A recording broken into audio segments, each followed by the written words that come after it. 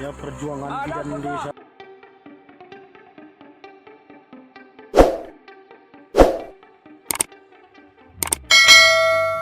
Sebuah video yang memperlihatkan wanita berkerudung dinarasikan sebagai bidan desa tengah berusaha menyeberangi sungai berarus deras viral di media sosial. Wanita yang belum diketahui namanya itu dinarasikan berencana untuk mengunjungi rumah warga yang sakit di kawasan Jorong Sinuangon, Nagari Batangkundur, Kecamatan Duakoto, Pasaman, Sumatera Barat.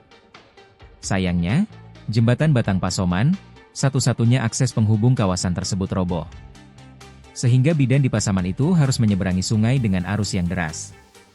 Ia tidak menyerah, ia menuruni napal curam dan menyusuri sungai berlumpur yang deras, seorang diri, dengan tas medis di punggung dan tangan menggenggam arus. Video singkat ini pertama kali diunggah oleh akun Instagram Kaba, Pasaman dan kemudian ramai diunggah ulang oleh akun media sosial lainnya.